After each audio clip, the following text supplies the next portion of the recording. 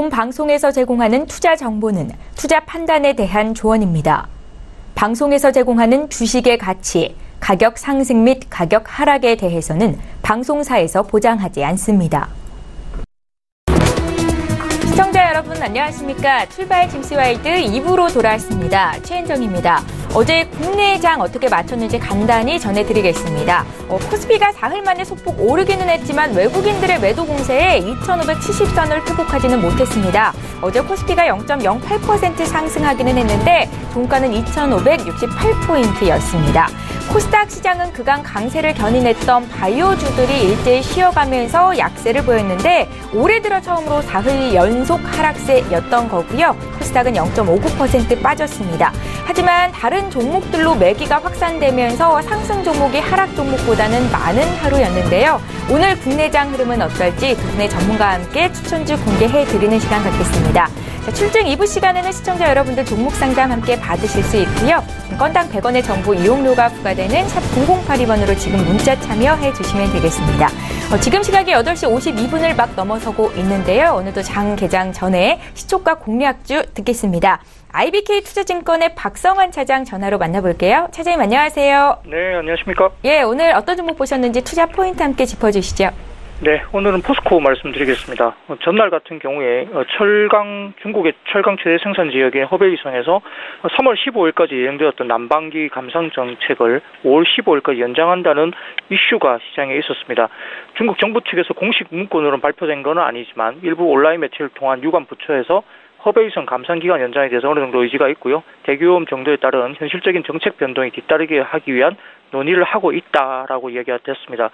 중국 내 주요 철강 도시인 당산과 석가장 등이 위치한 허베이성에는 중국 전체 철강 생산 설비의 약 3분의 1이 집중되어 있습니다.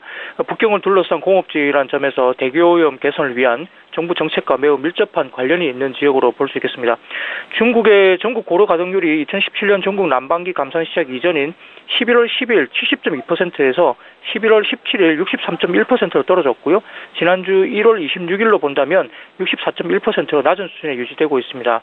허베이성의 고로 가동률은 2017년 11월 10일 66.7%에서 11월 17일 52.7%로 하락을 했고 지난 1월 26일 기준으로 봤을 때는 52.7%가 그대로 유지가 되고 있습니다.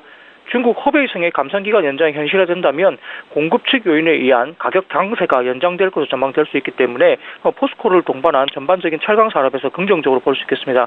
감산기간을 연장하지 않는다 하더라도 중국의 심각한 대기오염을 완화시키기 위한 생산 제한 조치가 반복적으로 취해질 가능성이 또한 높기 때문에 철강 산업은 상반기까지는 어느 정도 강세 요인이 있다 볼 수 있겠습니다. 미국 트럼프 대통령이 신년 연설에서 1.5조 달러 규모의 인프라 투자 계획을 밝혔기 때문에 이것도 모멘텀 측면에서 상당히 긍정적인 이슈이고요. 글로벌의 경제의 기대 인플레이션이 높아지고 있던 상황은 결국은 포스코를 동반한 소재 업종에 대해서 상당히 긍정적인 신호이기 때문에 전반적으로 최근에 소재, 기계업종, 산업재를 포함해서 전체적으로 올라오고 있는 모습입니다. 따라서 최근에 일어난 모멘텀은 포스코를 비롯한 철강기업 주가의 우호적인 환경으로 볼 수 있겠습니다. 목표가는 45만 원, 손절가는 37만 원 제시할 수 있겠습니다. 예. 외국인들의 순매수에 어제 장중한때 40만 원을 돌파하기도 했던 포스코에 대한 투자 의견 들어봤고요. 오늘 시초가 공략주였습니다. IBK 투자증권의 박성환 차장 전화로 만나봤습니다. 고맙습니다. 네, 감사합니다. 예, 저희 라이브 매매타임 시간 갖겠습니다. 함께해 주실 두 분의 전문가 화면으로 먼저 만나보시죠. 초특급 종목 공개 라이브 매매타임.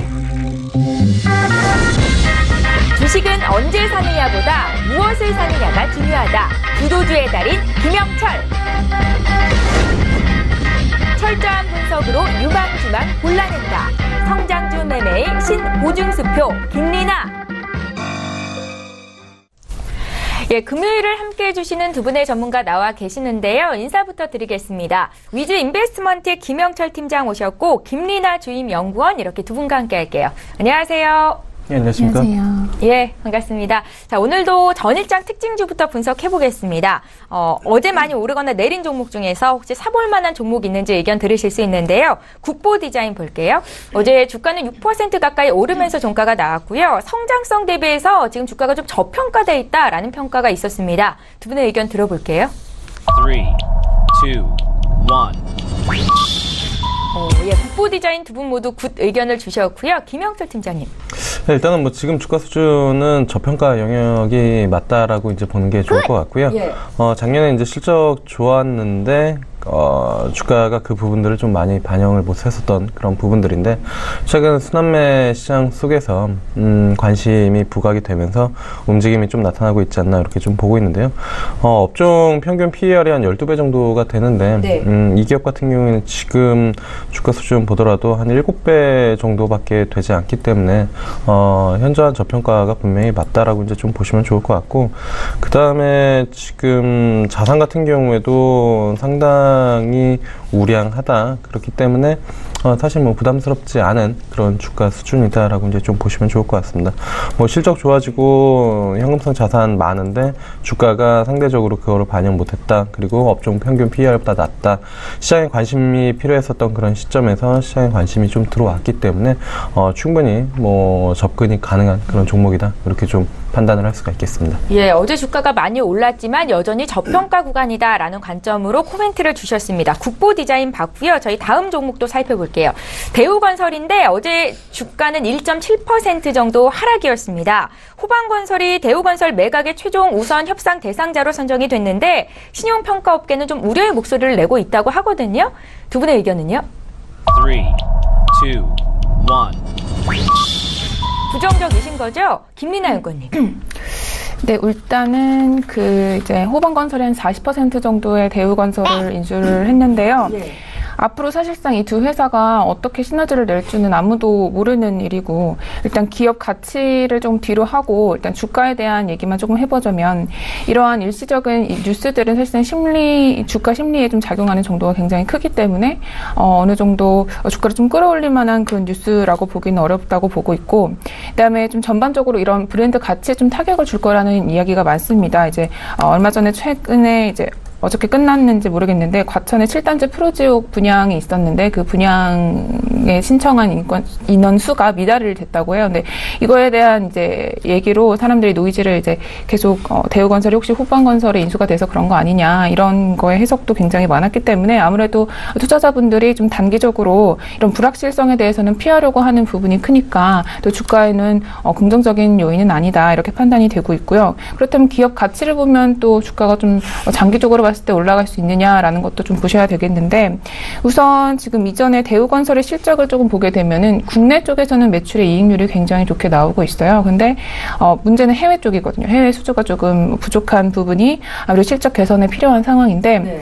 호방건설 같은 경우에는 지금 국내에서만 좀 주택 자체 사업을 하고 있는 회사이기 때문에 해외에 그런 프로젝트를 수행했던 이력이 없다라는 걸 보면은 아무래도 두 회사가 좀 더 시너지를 내기 위해서는 이 해외 쪽의 수주를 끌어와야 되는데 그게 좀 부족한 거를 보면은 앞으로의 성장성에 대해서도 살짝 물음표를 좀 던질 수가 있을 것 같고요.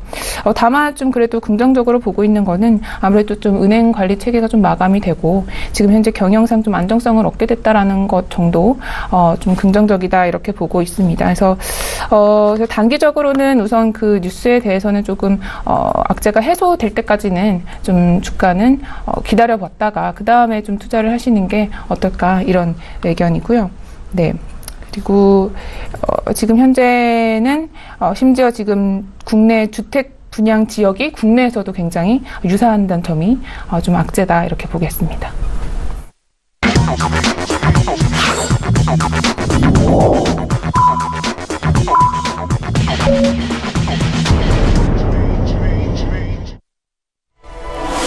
예, 2월 2일 금요일 국내장이 이제 막 시작이 됐습니다. 잠시 후에 어떻게 출발하고 있는지 시가총액 상위 종목 움직임 함께 볼 거고요. 저희 출중 2부 시간에는 시청자 여러분들 종목 상담 받으실 수 있습니다. 샵 0082번으로 지금 문자 참여해 주시면 되겠습니다.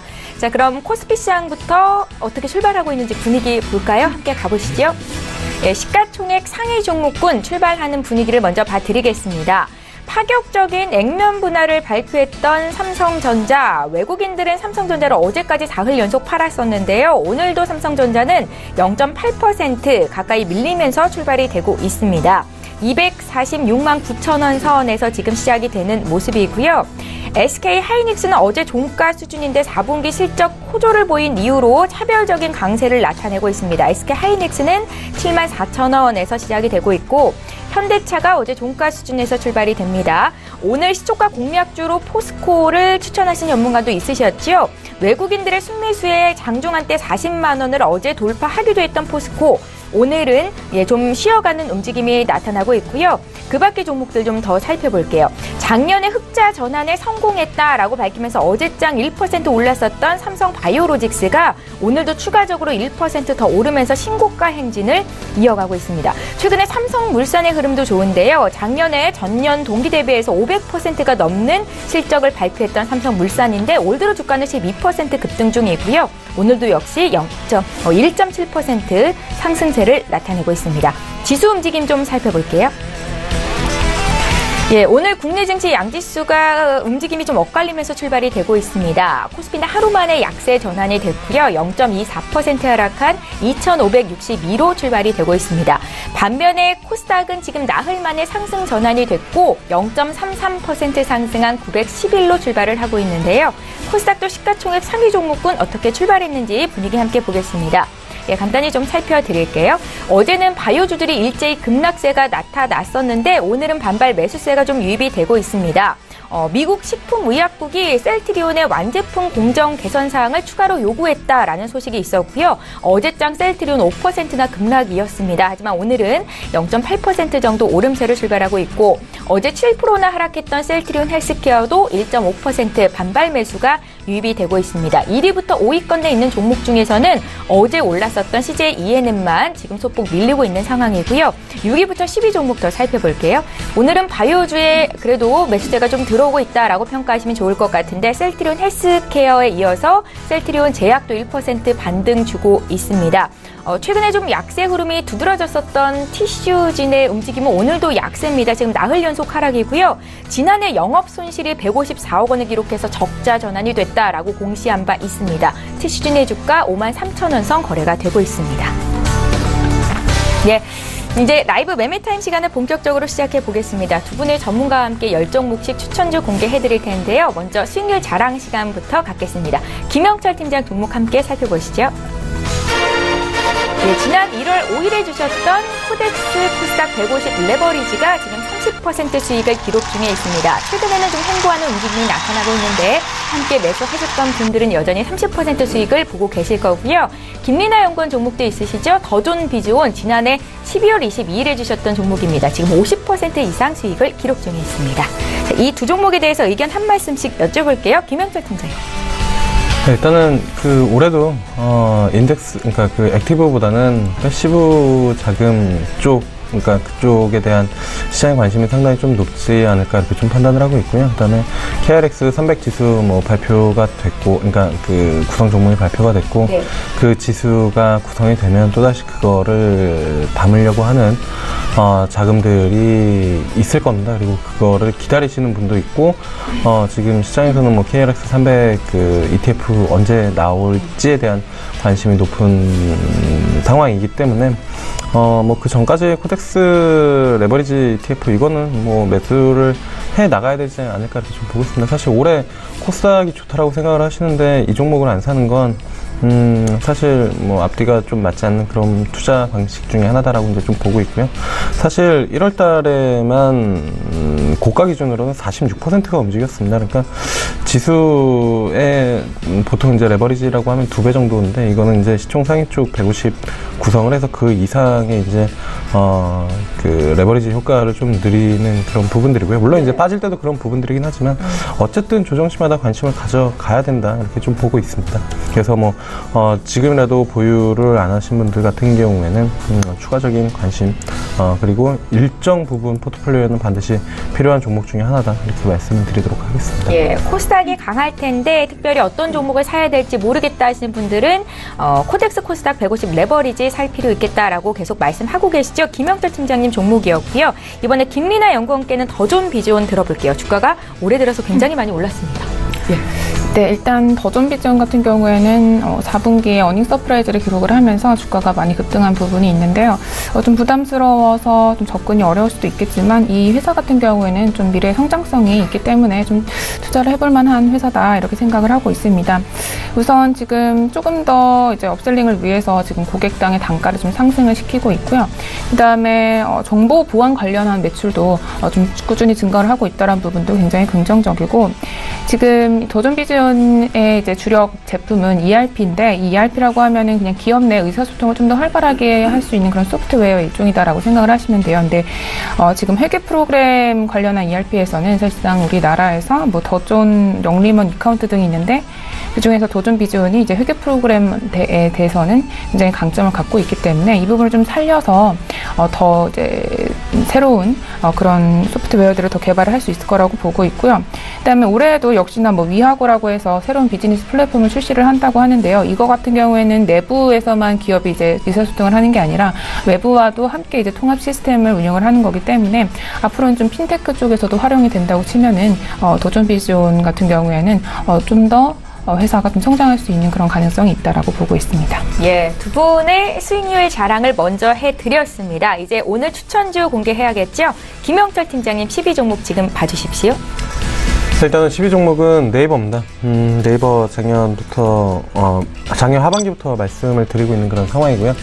작년에가 카카오의 한 해였다라고 하면 올해는 네이버의 한 해다라고 이제 좀 말씀을 작년 하반기부터 좀 드렸습니다. 근데 최근에 다른 뭐 경제 방송에서도 네이버에 대한 관심 코멘트들이 좀 나오고 있는 것 같고, 증권사 쪽에서도 네이버에 대한 분석을 다시 한번 하고 있는 것 같습니다. 왜냐하면 어쨌든 모바일 쪽에 대한 오토 사업을 카카오가 넓혀 나가고 있는 그런 상황이긴 하지만 지금 바로 뭐 방송 보시면서 휴대폰 열어가지고 인터넷 익스플로러를 누르시면 아마 홈페이지, 그러니까 모바일이건 아니면 그 PC건 제일 먼저 뜨는 게 네이버일 거고요. 그렇지 않고서는 또는 이제 뭐 네이버 어플을 바로 그냥 실행시켜서 뭐 검색이나 이런 것들을 찾아 나가는 그런 부분들인데, 이게 이제 시장 지위가 한번 뭐 높아졌기 때문에 사실 쉽게 바뀌지는 않을 것 같고요.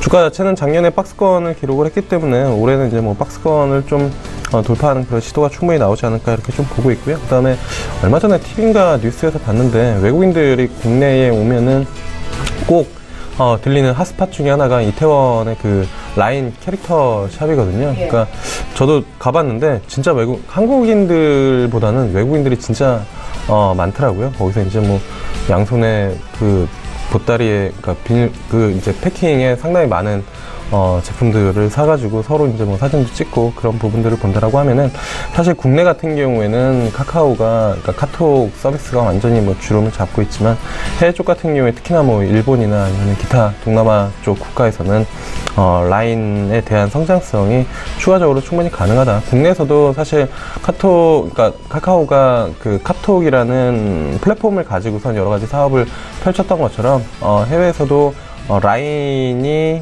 그 플랫폼을 가지고 있기 때문에 거기서 오토 서비스를 한다라고 하면은 충분히 카카오만큼의 그 이슈를 만들어낼 수 있다라고 이제 좀 보고 있습니다. 그래서 네이버 관심을 가져야 된다 이렇게 좀 보고 있고요. 목표가는 100만원 이상까지는 보고 있습니다. 작년에도 100만원 말씀드렸는데, 작년에 100만원을 사실 돌파를 못했고, 올해 이제 시작해서 한 97만 5천원 한번 찍었는데요. 100만원 충분히 뭐 넘겨도 무난한 그런 종목이다.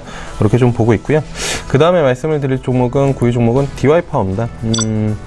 사실 이 종목 작년에 상승하기 초에, 거의 작년 초인데 한 12,000원대 말씀을 드렸던 것 같습니다. 매 분기 사상 최대 실적 나오는 그런 종목이다라고 말씀을 드렸었고, 그리고 나서 주가가 거의 2배 가까이 상승을 했거든요. 12,000원대에서 15,000원대까지. 근데 하반기 들어와서 12,000원대에서 좀 박스권 움직임을 지속적으로 좀 보여주고 있습니다. 근데 실적에 대한 부분들은 여전히 견조하다라고 이제 좀 보고 있고요. 중요한 거는 사실 중국 쪽 인프라 투자 모멘텀이었었는데, 미국도 트럼프에서 계속 인프라 관련된 이슈들을 이야기를 하고 있죠. 그래서 국내에서 이 인프라 관련된 그 뭐 기계 업종이면 대부분 두산 인프라코어, 그다음에 두산 밥캣, 그리고 뭐 YG1, 삼익 THK, DY파워 뭐 이 정도, 그리고 이제 이렇게 좀 뭐 보고 있는데, 어쨌든 DI 파워 실적에 대한 부분들 그리고 중국 쪽 모멘텀이 지속적으로 좀 증가가 되고 있기 때문에 지금 이 주가 수준에서 하면은 어쨌든 박스권 횡보도 거쳤고 25,000원 돌파해서 추가적인 한 단계 더 레벨업이 가능하지 않을까 이렇게 좀 보겠습니다. 그래서 목표가는 한 3만원대까지 좀 보시면 좋을 것 같고요. 증권사에서도 TP를 한 3만원 정도를 보는 것 같습니다. 그래서 그 정도 가격까지는 가능할 것 같고요. 선출가는 22,000원 정도 잡고 대응하시면 되지 않을까. 지금 현재 매수 말씀하시는 거죠? 예, 뭐 말씀드린 종목들은 대부분 다 그냥 현재가로 뭐 매수를 하셔도 무관한 그런 종목이다라고 이제 좀 보시면 좋을 것 같고요.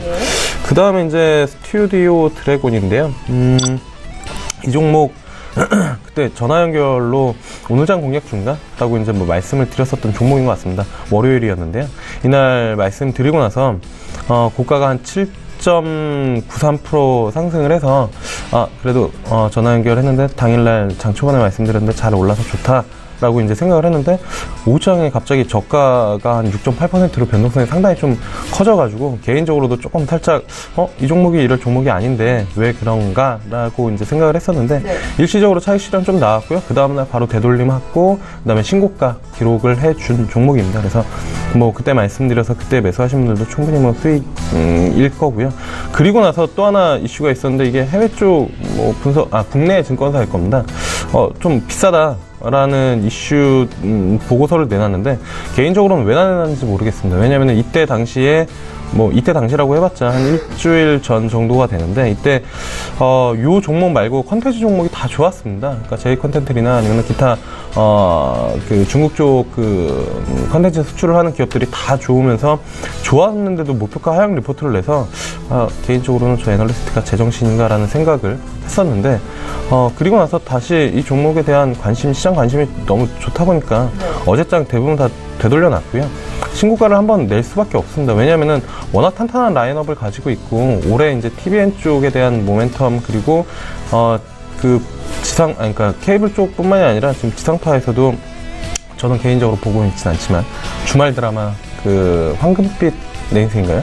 그 KBS에서 하는 그것도 이쪽이 제작사인 걸로 이제 되어 있는데 시청률 40% 넘어가죠. 그래서 뭐 올해 상반기에 최대 기대작 그 김은숙 작가랑 이병헌 주연 여주는 이제 갑자기 생각이 안 나는데 그 드라마도 이제 라인업이 되어 있는 그런 상황이고 과연 개인적으로도 3연타를 칠 수 있을 것인가에 대한 궁금증이 좀 들긴 하지만 어쨌든 워낙 연기 잘하고 글 잘 쓰시는 분들이 만났으니까 충분히 화제성이나 그건 있을 것이다라고 이제 좀 보고 있어서요. 충분히 신고가는 나올 수 있다라고 좀 보고 있습니다. 그래서 충분히 관심을 가져볼 만하다 이렇게 좀 보고 있고요.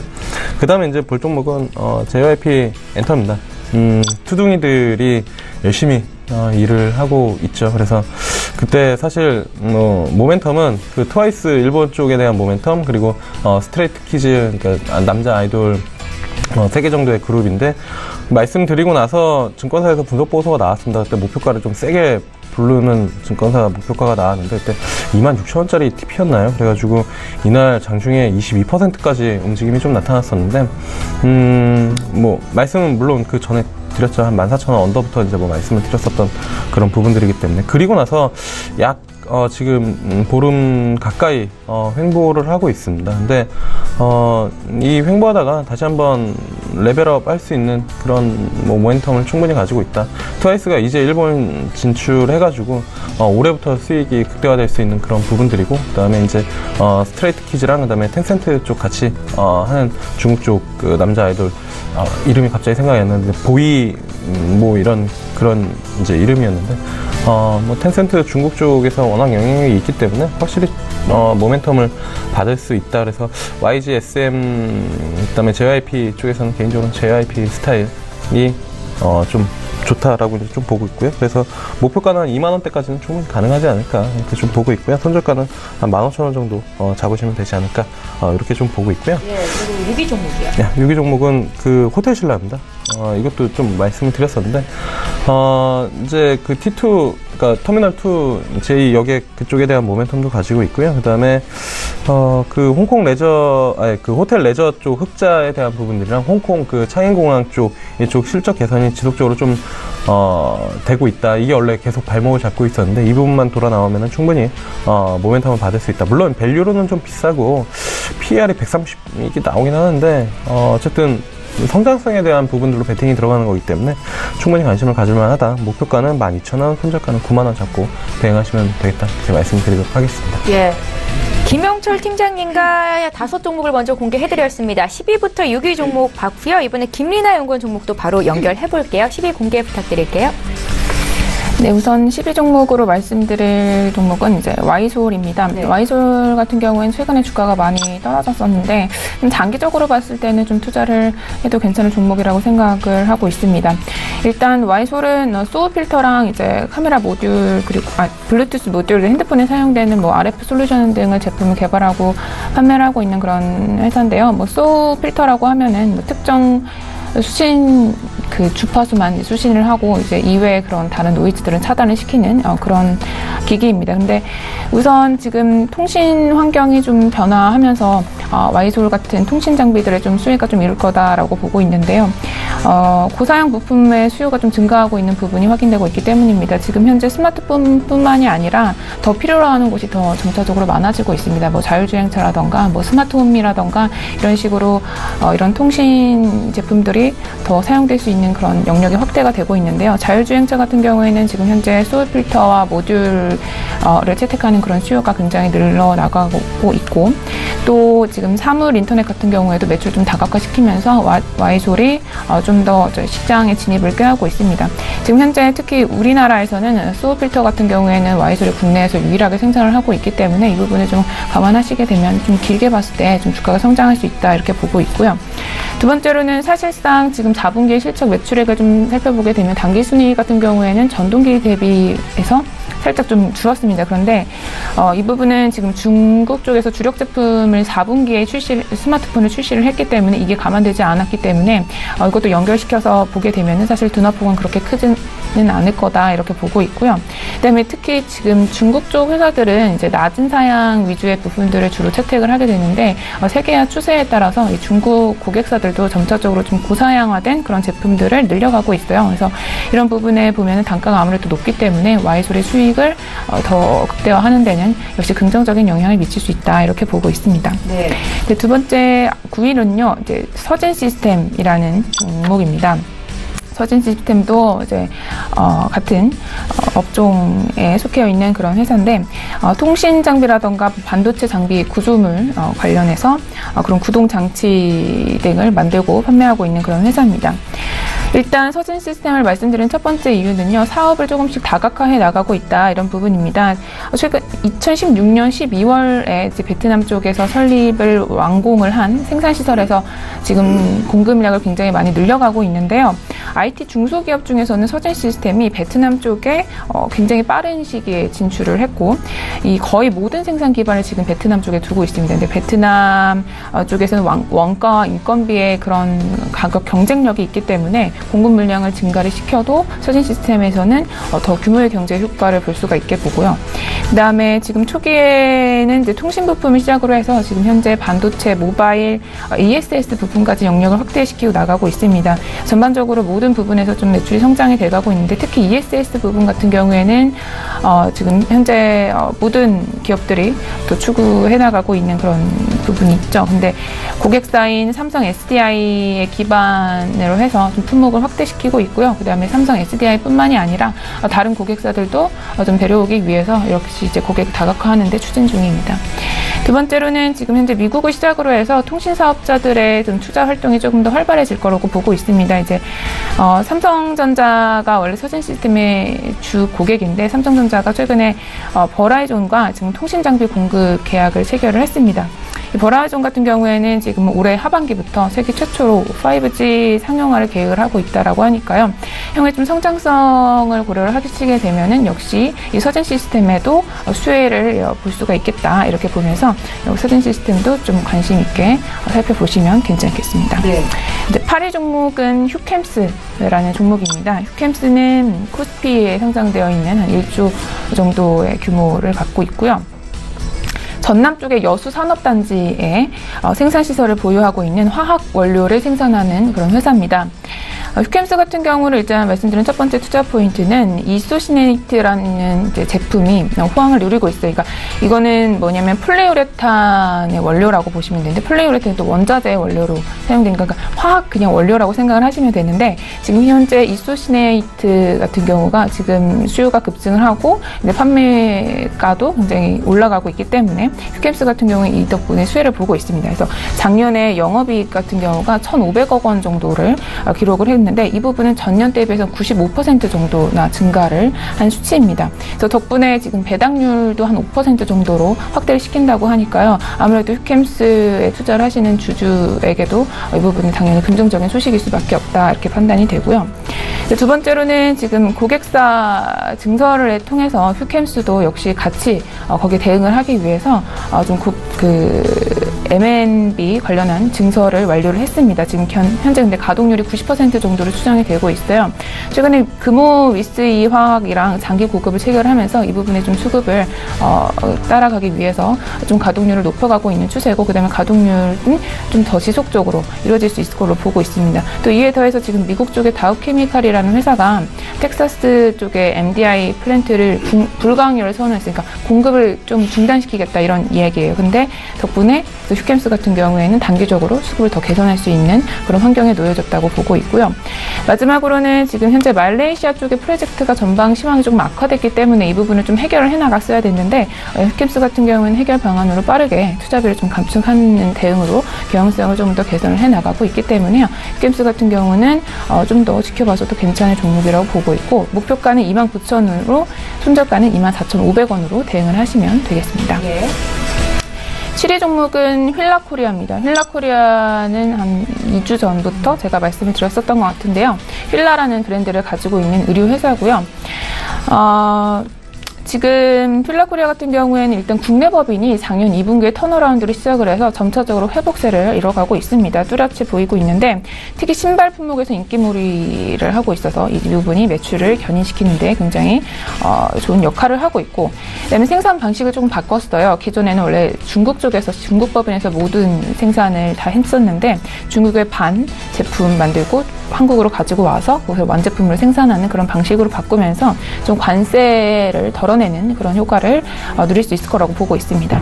두 번째로는 중국 법인 쪽에서도 고성적이 지속되고 있는데요. 지금 풀 프로세스터이라는 법인 쪽에서도 영업이익이 굉장히 성장을 하고 있고 매장 수가 올해 들어서 한 1,000개를 더 넘어설 거라는 전망이 있습니다. 그래서 올해부터 더 확장되면서 좀 가속화될 것을 보시면 좋겠고 그 다음에 마지막으로는 적자를 내고 있었던 미국 법인 같은 경우도 빠르게 구조 조정을 하면서 이익 개선에 좀 기여를 하게 되면 휠라코리아 같은 경우는 최근에 좀 주가가 그래도 올라가는 부분이 보였는데 추가적으로 더 노려보셔도 괜찮겠다 이렇게 보고 있습니다. 김민아 의원님도 휠라 제품 쓰고 계신가요?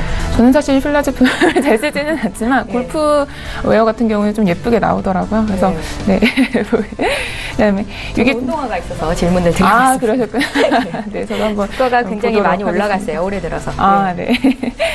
이 종목은 일단 DB 손해보험입니다. 지금 현재 보험사들이 조금씩 이제 움직임을 드러내고 있는데요.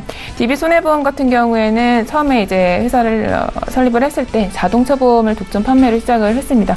이 부분이 지금까지도 굉장히 꾸준히 이어가고 있는 부분이 보이는데 우선 첫 번째로는 지금 4분기 순이익이 전분기 대비해서는 좀 감소를 했어요.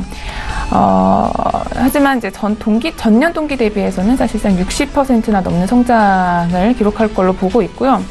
이 계절적인 영향으로 이제 겨울에는 좀 큰 성장은 잘 못하겠지만 아무래도 좀 기저 효과를 통해서 올해 1분기에는 추가적으로 자동차 장기 손해율 부분에서 투자 손익 부분에서 좀 더 효과를 거둘 수 있을 거다 이렇게 보고 있습니다. 그리고 아까도 말씀드렸지만 자동차 보험으로 시작을 했다고 했는데 지금 운전자 보험에서 신계약 규모가 월 18에서 20억 원 정도의 규모를 가지고 있는데 업계에서는 가장 최상위의 수준을 유지하고 있는 부분이고요. 두 번째로는 지금 현재 실손 보험료를 좀 인상시켰고 그다음에 3년 만기 갱신 주기가 지금 도래를 하게 되면서 올해부터는 조금 더 실적 개선할 수 있겠다 이렇게 보고 있습니다. 아쉬운 점으로는 살짝 사명 변경을 하면서 광고 굉장히 많이 나오는데 혹시 보셨는지 모르겠는데 DB 손해보험 광고를 많이 하게 되는데 이 부분 때문에 일회성 비용이 좀 증가를 할 수 있지만 아무래도 장기적인 투자 부분에서 보게 되면은 이 기업이 좀 더 성장할 수 있다라고 보고 있고요. 목표가는 81,000원이고 손절가는 71,000원으로 대응을 하시면 좋겠습니다. 예, 최근 사흘간 상승세를 보이고 있는 DB 손해보험까지 김리나 연구원 종목 봤습니다. 잠시 뒤에 5위부터 1위 종목도 공개해드릴 거고요. 이번에는 종목 상담 좀 도와드릴게요. 6458님께서 크루셜텍을 문의하셨네요. 2,050원에 사셨고 비중 20%십니다. 김영철 팀장님 봐주십시오. 네, 일단은 크루셜텍 2,050원이면 그나마 가격대가 나쁘지는 않은데요. 사실 턴어라운드에 대한 기대감 또는 스마트, 그러니까 BT 그 바이오 인식이나 뭐 기타 지문 인식 이쪽에 대한 기대감을 가지고 이제 뭐 접근을 하신 것 같은데 2,000원 돌파해서 안착하면은 안정권이지만 그렇지 않으면은 다시 바닥권에서 박스권 움직임을 보여줄 가능성이 상당히 좀 높다 이렇게 좀 보고 있습니다. 왜냐면은 사실 이 기업 같은 경우가 지속적으로 좀 적자가 나고 있는 그런 상황이기 때문에 뭐 그거를 돌아 나오기 전까지는 쉽지는 않다라고 이제 좀 보고 있는 그런 상황이고요. 개인적으로는 적자 나고 있는 기업들은 잘 안 건드리시는 게 좋지 않을까 이렇게 좀 보고 있습니다. 그래서 2,000원 위쪽으로 올라오면은 매도를 하시고 다시 보시는 게 좀 좋지 않을까 이렇게 좀 보고 있는데 2016년도에 영업이 잠깐 흑자가 됐었는데 2017년도 분기로 보면은 1분기에 78억, 2분기에 70억, 그 다음에 3분기에 39억 다 마이너스가 나오고 있는 그런 상황이어서 적자 기업에 들어가는 방법은 두 가지밖에 없습니다. 하나는 확실한 시황 턴어라운드에 대한 기대가 그 전략을 가지고 들어가거나 아니면은 그 외에 이제 재료성으로 들어가는 그런 부분들인데 크루셜텍은 그 둘 다 뭐 지금 포지션이 좀 애매하다라고 이제 좀 보고 있어서요.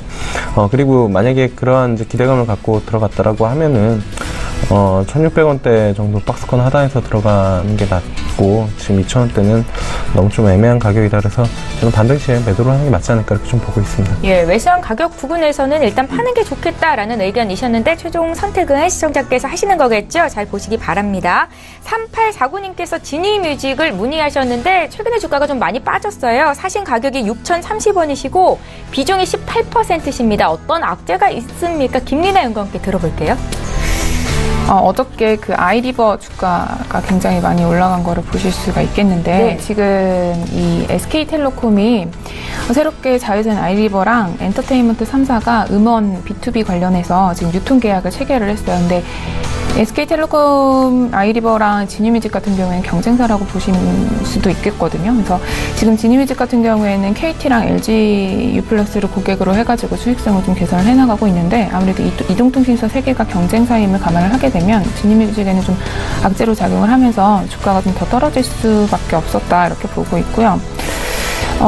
그래서 이런 부분이 좀 추가적으로 좀 검증이 필요한 뉴스이기 때문에 지금은 좀 보수적으로 대응을 하시는 게 맞다고 생각이 듭니다. 그 다음에 6,030원이라고 하셨는데 최고점을 찍으셨을 때 좀 늦게 들어가셨기 때문에 아무래도 좀 손절이 많이 나셨을 거라고 보고 있는데 네. 오늘 보셔서 한 60일선에서도 반등을 못하고 내려가게 되면은 좀 손절을 하시고 좀 더 추가적으로 그 SK텔레콤 아이리버 관련해서 뉴스를 보시면서 어떤 좀 추가적인 대응을 지니뮤직에 해나가는지 이런 사업 부분을 좀 확인하시는 게 맞지 않을까 이렇게 말씀드리겠습니다.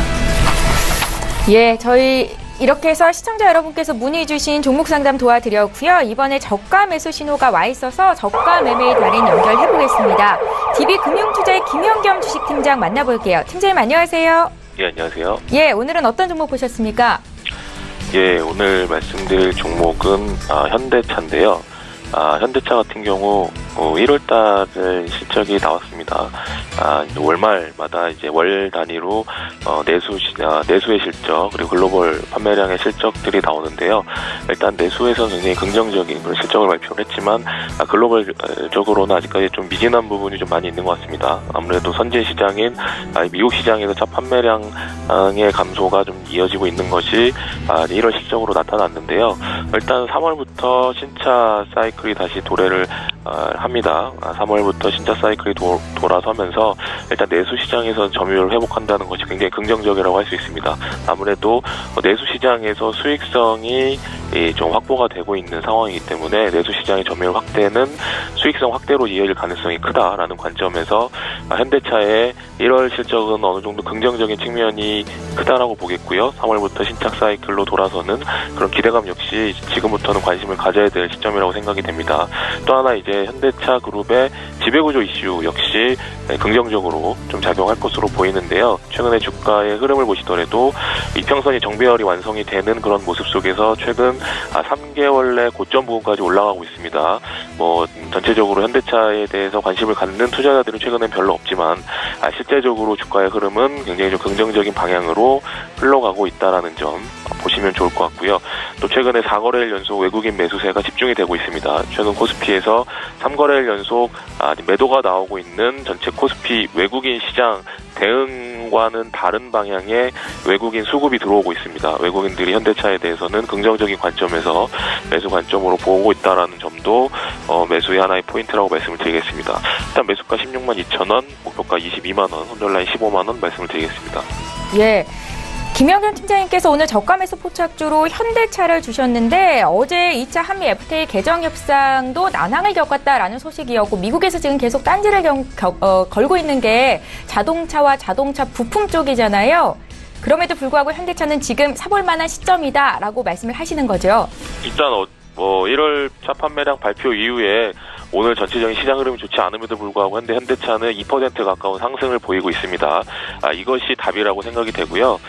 지금 이제 투자자들은 올해부터 현대차의 이런 신차 사이클, 전체 이 신차 사이클로 들어가는 이 큰 흐름에 좀 더 관심을 갖고 있다라고 보이고 거기에 있어서 내수 시장의 점유율 상승, 점유율 회복이 굉장히 큰 의미가 있다. 그리고 현대차 그룹의 순환 출자 구조를 빨리 개선을 시켜야 되기 때문에 여기에 따른 지배구조 이슈까지 덤으로 같이 있는 그런 상황이 좀 긍정적으로 보인다 말씀을 드리겠습니다. 오늘 삼성전자와 SK하이닉스의 주가가 나란히 3%, 2% 밀리는데 현대차가 2% 가까이 오르고 있다는 거 긍정적으로 해석을 하신 거고요. 저가 매수 포착주로 들어봤습니다. DB금융투자의 김영겸 주식팀장 연락해봤습니다. 고맙습니다. 네, 감사합니다. 예, 저희 방송에서 제공하고 있는 여러 가지 정보들은 투자 판단에 대한 전문가들의 조언입니다. 해당 주식의 가치나 수익률을 보장하고 있지는 않다라는 점도 기억하시면 좋겠고요. 저희 계속해서 라이브 매매 타임 시간 갖겠습니다. 두 분의 전문가와 함께 10종목씩 추천주 공개해드리고 있는데 이제 5위부터 1위 종목 남아있죠? 김영철 팀장님. 네, 일단은 파라다이스라는 종목인데요.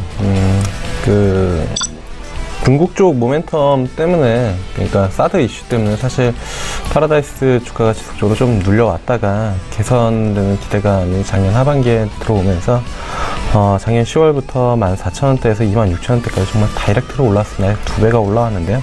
그만큼 이제 끼가 있는 그런 종목이고, 그 이후에 한 3, 4개월 정도 쉬고 있는 그런 와중에 어쨌든 중국 쪽 사드 이슈에 대한 그 부정적인 부분들은 지속적으로 좀 제거가 되고 있는 그런 상황이고, 남은 건 이제 실적에 대한 부분들인데 사실 실적이 그렇게 확실히 돌아 나오는 지표를 보여주지 못했습니다. 근데 어쨌든 파라다이스의 모멘텀은 예전에도 그랬고 앞으로도 그럴 것이고, 그 파라다이스의 시티에 대한 그런 부분들이거든요. 근데 최근에 그쪽 이제 근처에 이제 다녀오신 분들 이야기를 들어보면 네. 중국인들이 확실히 좀 많아졌다라는 이야기들이 나오고 있는 그런 상황이고, 그런 부분들을 본다라고 하면은 주가는 다시 과거의 영광까지는 모르겠으나 한 단계 더 레벨업이 충분히 될 수 있다라고 이제 좀 판단을 하고 있습니다. 그래서 2018년도에도 실적이 어쨌든 좀 돌아 나올 것으로 좀 예상이 되고 있는 그런 상황이기 때문에, 그러니까 흑자 전환이 가능하다라고 시장에서는 좀 평가를 하고 있기 때문에 네. 흑자 전환하면 밸류 평가는 다시 한번 해줘야 되지 않을까 이렇게 좀 보고 있습니다. 그래서 목표가는 지금 이게 그러니까 한 3만원대까지는 좀 가능하다라고 이제 좀 보고 있는 그런 상황이고요. 그 다음에 손절가 같은 경우에는 한 22,000원 정도 잡고 대응하시면 되지 않을까 이렇게 좀 보고 있습니다. 네. 그리고 이제 다음으로 말씀드릴 종목은 하나투어인데요. 하나투어, 그러니까 환율 최근에 보면 정말로 여행을 계속 가고 싶다라는 생각이 드는 그런 환율입니다. 어쨌든 뭐 트럼프 이슈이건 어쨌든 약달러가 되면서 전 세계 각국의 통화들이 상대적으로 평가 절상이 되는 그런 부분들인데 원화도 마찬가지고 그래서 이제 그 환율 수혜주로 시장에서 지금 뭐 여행 그다음에 항공주 움직임들이 상당히 좀 좋은 것 같은데요. 탑픽은 개인적으로는 하나투어 보고 있습니다. 여행주 사실 뭐 2개밖에 이제 접근할 게 없는데 하나투어, 모드투어 둘 중에 하나투어가 좀 좋아 보인다라고 말씀을 드리는 부분들이고요.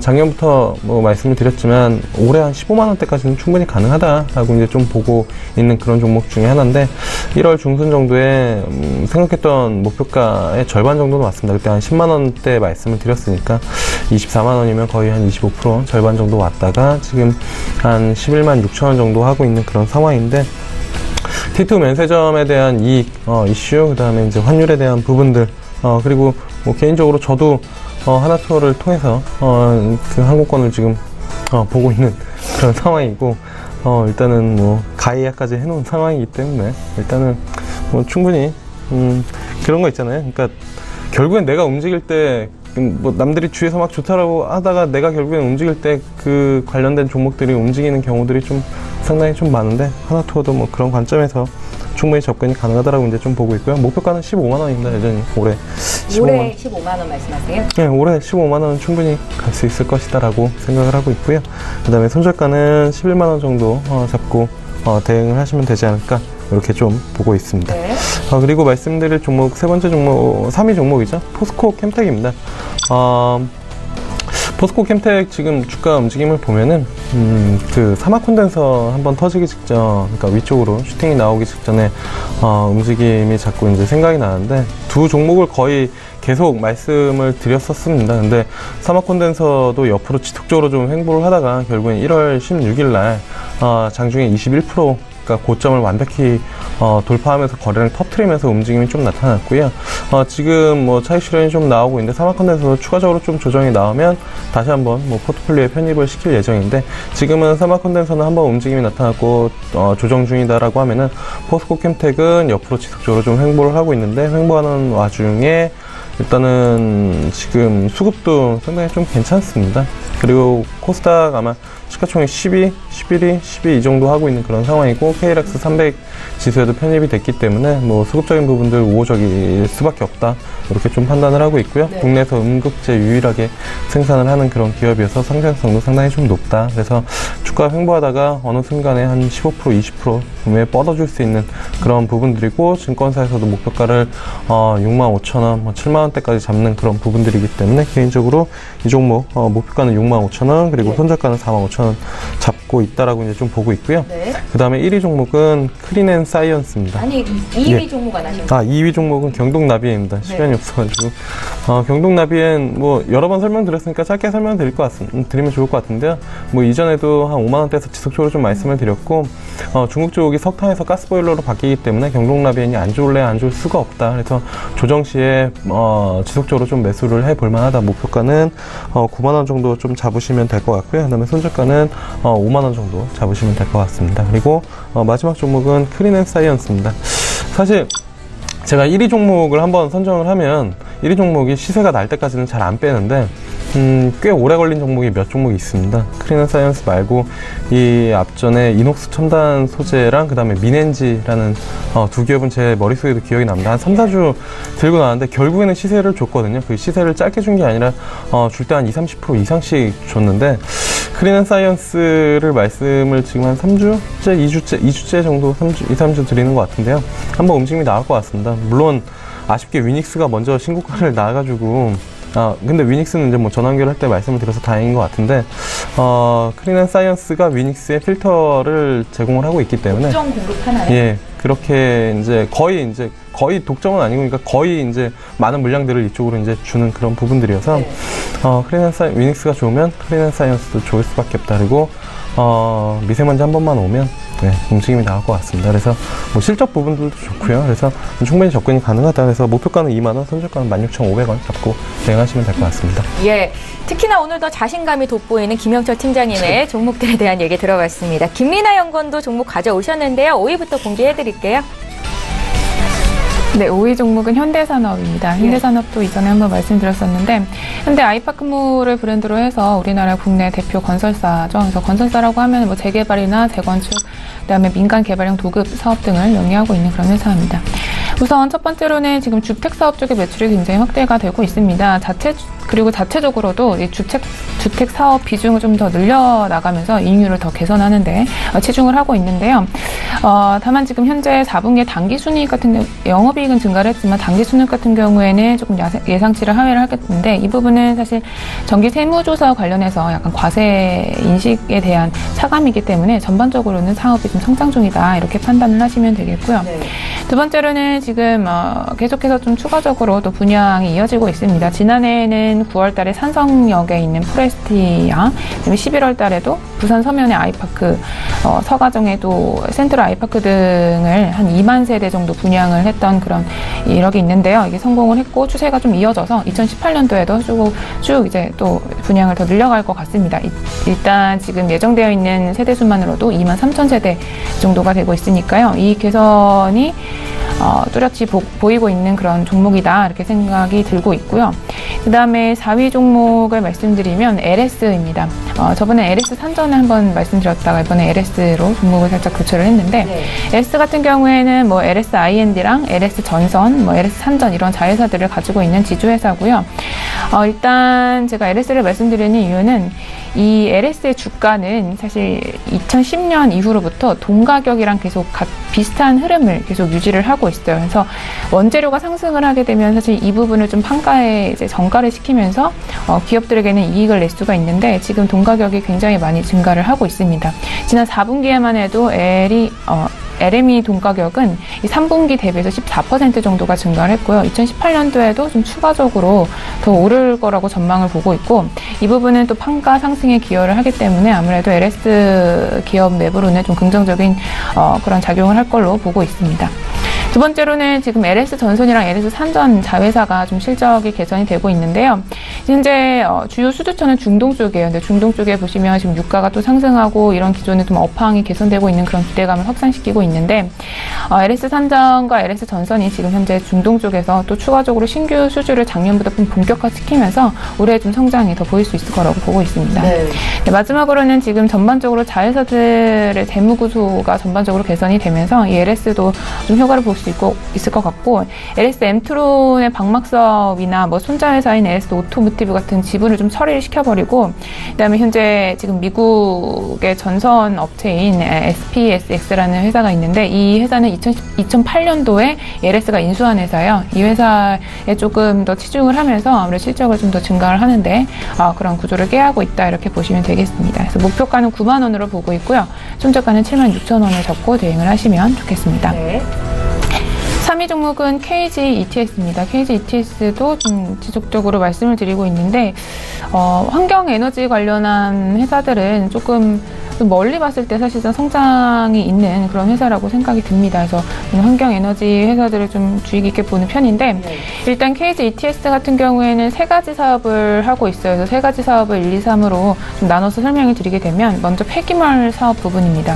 폐기물 사업 부분 같은 경우에는 사실 이 진입장벽이 굉장히 높기 때문에 KG ETS는 좀 고스란히 수혜를 받을 수 있을 거고요. 그 다음에 고단가 지정 폐기물이 중심적으로 수입이 많이 나게 되면서 지금 현재 지난 3년 동안 처리 단가가 굉장히 많이 인상을 시켰어요. 연평균 13% 정도 인상을 하면서 이 수익률을 개선하는데 좀 효과를 거뒀고 그다음에 아무래도 산업용 폐기물이 좀 증가하고 있는 부분을 보게 되면은 이 ETS의 폐기물 사업 부분에서는 또 추가적으로 구조 성장이 가능할 것이다 이렇게 보고 있습니다. 두 번째로는 스팀 사업 부분입니다. 스팀 사업 부분 역시 지금 좀 호조를 누리고 있는데요. 이 부분에서도 지금 판매 단가가 증가를 했어요. 스팀 사업에서는 LNG 가격이랑 좀 연동이 되는데 LNG 가격이 현재 좀 증가 추세에 들어섰다라는 부분이 그렇고요. 그 다음에 스팀 사업 부분을 영위를 할 때 폐기물 처리 사업에서 발생이 되는 폐열을 좀 스팀의 일부로 사용을 하게 되기 때문에 아무래도 자체 조달한다는 부분은 이 동사가 좀 가격 경쟁력을 일으키는데 역시 이익을 개선시킬 수 있다 이렇게 보고 있습니다. 마지막으로는 신소재 사업 부분에서도 역시나 또 호황을 누리고 있는데요. 이 신소재 사업 부분에 좀 사업을 어떻게 영위하는지 보시면 PCB 업체로부터 염화동 폐액이라는 그 액체를 데리고 와서 재처리를 해서 산화동이라는 물질을 다시 추출을 합니다. 그래서 그 산화동을 다시 PCB 업체에 판매하는 그런 구조로 수익을 얻고 있는데요. 지금 현재 산화동 시장에서 점유율이 점차적으로 늘어가고 있고 40% 정도 확보한 1위 사업자고, 이 최근에 16년도 이후로 오는 구리 가격이 꾸준히 증가를 하고 있기 때문에 아무래도 업황 상황도 굉장히 KG ETS에게는 긍정적인 모멘텀으로 작용하겠다 이렇게 보고 있어서 한 번 더 말씀드리게 됐습니다. 그다음에 2위 종목은 스픽앤코리아입니다. 스픽앤코리아는 코스닥의 시총 3천억 원 정도 되는 기업이고요. 모바일 기기 액세서리라던가 그다음에 휴대폰 케이스 이런 것들을 생산하고 판매하고 있는 그런 회사입니다. 뭐 거리 다니시다 보면은 아무래도 액정이 좀 커지다 보니까 또 깨지는 위험도 있고 그래서 케이스를 안 하고 있는 분들을 거의 본 적이 없는 것 같아요. 근데 지금 스픽앤코리아가 덕분인지 지금 4분기에 영업이익이 굉장히 크게 성장을 했습니다. 전년 대비해서 38% 정도 상승했을 걸로 추정이 되고 있고요. 네. 이 부분은 아무래도 아이폰 X랑 그다음에 갤럭시 노트 8의 효과가 꾸준히 다분히 작용한 걸로 보입니다. 현재 북미랑 유럽 쪽에서도 함께 균형 성장을 하고 있다는 부분을 보면 추가적으로 2018년도 1분기도 좀 기대를 해볼 수가 있을 것 같고요. 그다음에 이렇게 외형이 좀 증가함에 따라서 지금 규모의 경제를 시연을 하고 있습니다. 이 회사 같은 경우에는 사실 이제 좀 작은 회사였는데 이렇게 좀 점차적으로 외형을 확대시켜 나가면서 고정비 절감 효과를 좀 누리게 되고 이 회사가 지금 안정기에 좀 들어섰다 이렇게 판단을 하시면 되겠습니다.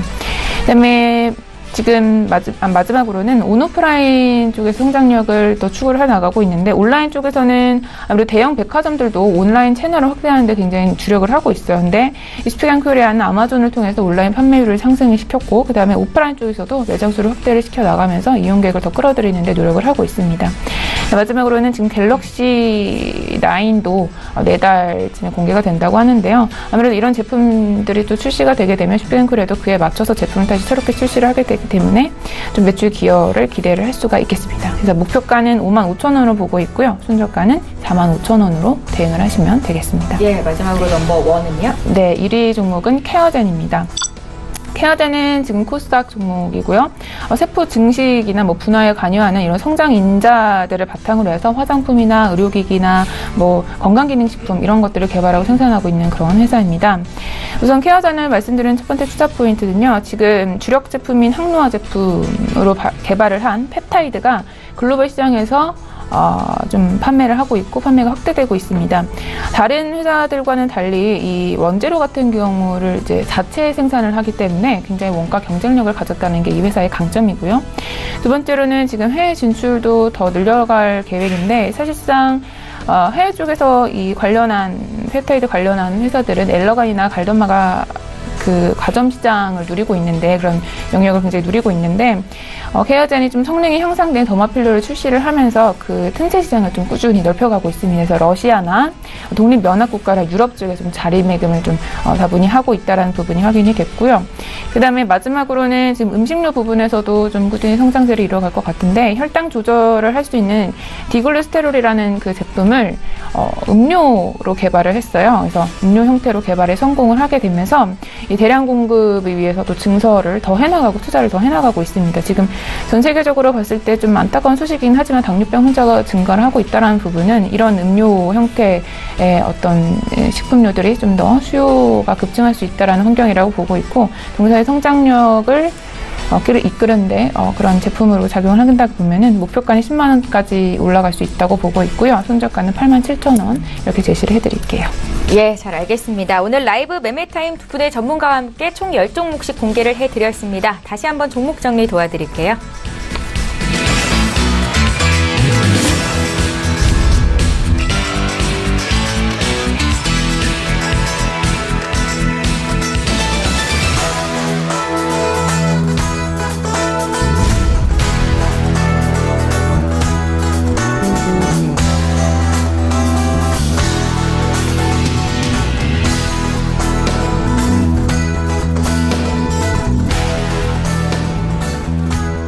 예, 오늘 라이브 매매타임은 여기까지 진행하겠습니다. 지금까지 위즈 인베스트먼트의 김영철 팀장, 김리나 주임연구원 이렇게 두 분이었습니다. 고맙습니다. 예, 출발 증시와이드 2부 시간 모두 마치겠습니다. 오늘 국내 증시가 양지수가 모두 하락인데 시간이 흐를수록 낙폭이 좀 확대되고 있습니다. 장중에 코스닥 같은 경우에는 일주일 만에 900선을 하회하는 움직임이 나타나기도 했었고요. 오늘 시가총액 상위 종목군 움직임 다시 한번 살펴보면 일단 외국계 증권사에서 목표 주가 하향 소식이 있는 삼성전자가 장중에 3% 이상 밀리면서 코스피가 낙폭을 좀 키우고 있습니다. 반면에 현대차 그룹주가 오늘 강하다는 것도 다시 한번 전해드리겠고요. 시장 흐름 잘 보십시오. 저희는 다음 주 이 시간에 또 오겠습니다. 고맙습니다.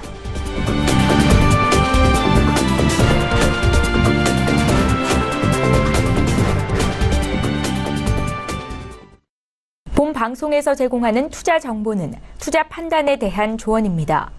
방송에서 제공하는 주식의 가치, 가격 상승 및 가격 하락에 대해서는 방송사에서 보장하지 않습니다.